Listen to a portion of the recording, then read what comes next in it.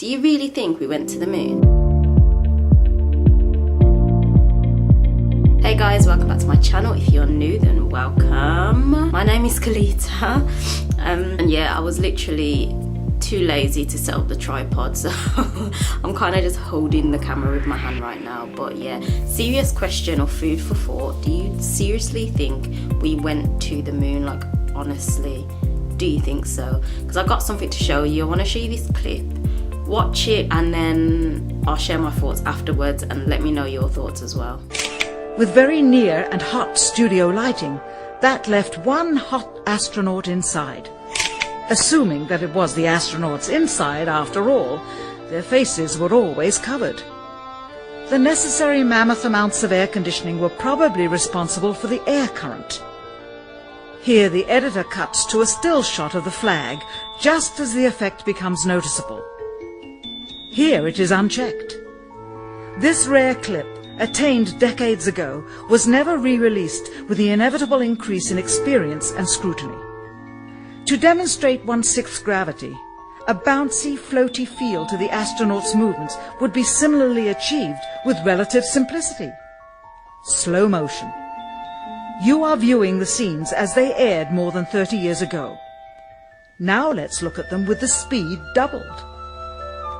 It becomes discernible that they are, in fact, in Earth's gravity, and are no more leaving the ground than they would on Earth. It is clear from these rarely seen color television pictures that the crew of Apollo 11 had a high-resolution color video camera with them on their mission, yet the only pictures broadcast live from the moon's surface were these from a low-definition black and white camera. In fact, the networks complained because in addition to this, they were forced to shoot the images, second generation, off of a projection TV of the technology of 30 years ago, and were not even allowed to take a direct feed, which further degraded the quality and clarity of the images. Perhaps this was precisely what NASA and the federal government had in mind. After all, it was a first, regardless of where they were.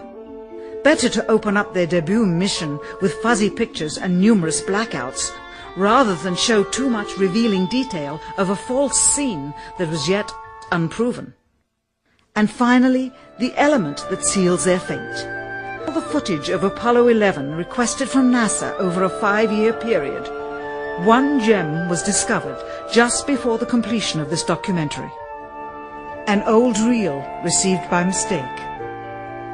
It contains the raw or unedited footage of the crew of Apollo 11, Michael Collins, Edwin Aldrin Jr. and Neil Armstrong, staging part of their mission for nearly an hour in living color, with exceptionally clear behind-the-scenes audio of conversations discussing the techniques used to achieve a disingenuous picture depicting the Earth at a distance, in order to falsely demonstrate their far journey from it and their ability to survive passing through the Van Allen radiation belts.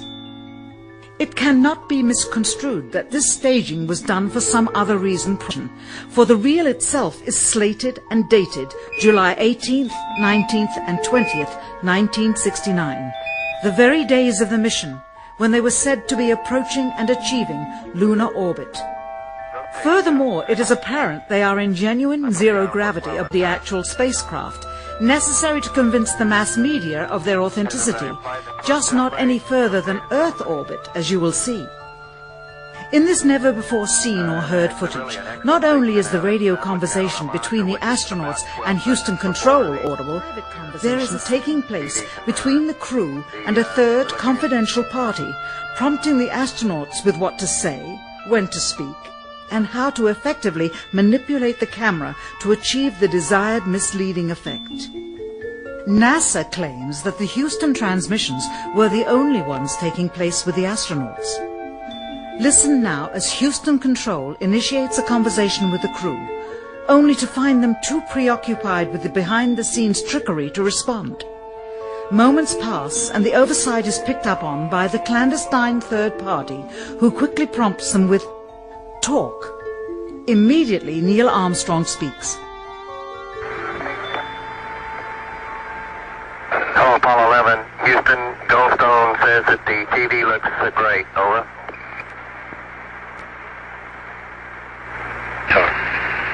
Okay, Roger. We're coming in on Earth. Again, the illusion they are attempting to create is the Earth at a distance to demonstrate their far journey from it and their ability to survive passing through the Van Allen radiation belts. Understand, too, that only about 20 seconds of this raw footage was ever broadcast to the public, and these conversations discussing their deception were believed to be private.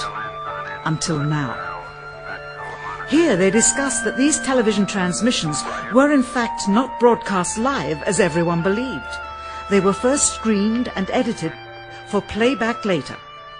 Roger, Neil. We just wanted a narrative such that we can, when we get the playback, we can sort of correlate what we're so much.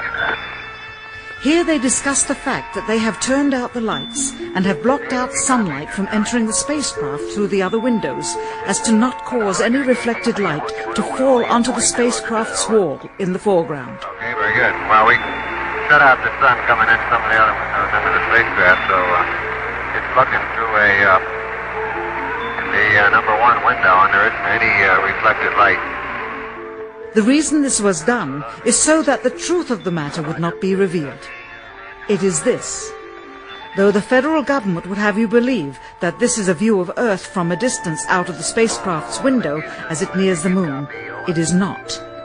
What they have ingeniously done is placed the camera at the back of the spacecraft and centered the lens on a circular window in the foreground, outside of which it is completely filled with the Earth in low orbit. The circumference of the window then appears to be the diameter of the Earth at a distance, with the darkened walls of the spacecraft appearing to be the blackness of space around it. That is why they wanted the interior dark and blocked out the sun from any other windows. Here you can see the extruded window, probably 2 inches thick at the bottom. This is because the Earth's shine is coming in at a downward angle. It also causes the Earth to appear to be an irregularly shaped circle, for you are seeing the outside of the window at the top, which together form 2 different sized halves of a circle. Subsequently, this take was never used. As they perfected the shot, a crescent-shaped piece of black material was inset slightly into the window to create the illusion of the Earth's terminator line dividing night and day. It is uncannily convincing. During this segment, intended to be edited and played back later for the worldwide television audience, dated July 18th, 1969, Neil Armstrong condemns himself as he states that he is 130,000 miles out, or halfway to the moon, as the NASA flight log also states on this date, when he is in reality in low Earth orbit of a few hundred miles. Roger, Houston, Apollo 11. Calling in from about 130,000 miles out. Here, during another segment, also intended to air after review, Neil Armstrong falsely explains to the viewers how the shot is attained by putting the camera's lens to the window's glass, as it would have to be if they were the claimed distance away from the Earth. We only have one window that has a view of the Earth, and it's filled up with a TV camera. If the window was completely filled up with a TV camera, as he stated, then an astronaut's arm would not be able to get between the camera and the window, as it obviously does here in this outtake. South America becomes invisible just off beyond the Terminator or inside the shadow. You can also notice how the astronaut operating the camera reacted to the mistake by attempting to pan away from it. Blue gas, see white bands of major cloud formations across the Earth. And This is a segment that they believed wasn't even being recorded, much less suitable for broadcast, for the lens was being zoomed out and the scene was being changed to that of an interior of the astronauts at work, and apparently the stop button popped back up on the recorder without notice. Here is the diffused work light that they used to see camera controls, but not throw light onto the spacecraft's wall. Here they remove part of the crescent insert.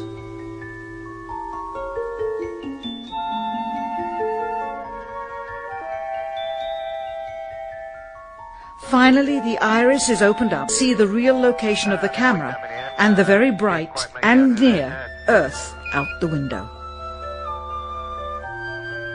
Here is the slate for the 19th of July, and the same shot of trickery on the 19th of July, and then the 20th, and the same misleading shot on the 20th. Later that evening, they were said to be walking on the moon. How can this be when they were in Earth orbit only 9 hours earlier, and the moon is some 3 days' journey away? Furthermore, if they genuinely went to the moon, why would they be faking any part of it? Why this trickery with the window? By faking being halfway to the moon, it becomes apparent that they did so because they could not even go halfway. It thus confirmed success was the lethal radiation of the Van Allen radiation belts. Since the same equipment was used on the subsequent missions in the 40 months that followed, none of them could have gone to the moon. They only increased their proficiency at staging them. When some TV viewers of the second manned mission to the moon telephoned the networks complaining that reruns of I Love Lucy were being interrupted, it became clear that for the taxpayers, once was enough. But it wasn't enough for the government and contractors. Billions of dollars of pure profit went with each return. How coincidental that the following mission would have the element of life and death jeopardy. Apollo 13. Now the public would take going to the moon more seriously and be reconnected with the drama. We now realize that perhaps the reason Neil Armstrong has never given an on-camera interview is because he doesn't want to lie anymore. What threats may have been made upon such honorable men or their families to possess their reluctant cooperation and later ill feelings towards perpetuating this hour in American history. NASA's highest-ranking official, James Webb, resigned without explanation just days before the first Apollo mission. Why, when he was on the threshold of achieving the greatest accomplishment of his career? All 3 Apollo 11 astronauts also resigned shortly after their return. On the 25th anniversary of the event, in 1994, Neil Armstrong made a rare public appearance and held back tears as he spoke these brief cryptic remarks before the next generation of taxpayers as they toured the White House. Today we have with us a group of students among America's best. To you we say, we have only completed a beginning. We leave you, that is, undone. There are great ideas undiscovered, breakthroughs available to those who can remove one of truth's protective layers. So after that video, it's kind of clear that they didn't go to the moon, that it was completely fake. So it just makes me question, what else have they faked? What else are they faking? What else are they lying about, etc.? I don't think they went to the moon personally. I don't know what you guys think after watching this video, but it's each to his own and her own discretion. But yeah, that is it for this video. A little bit from me. I know not all of my content, but that's okay. But yeah, if you did like this video, if it made you think, if it made you start using your right brain instead of just your left brain, then give me that thumbs up.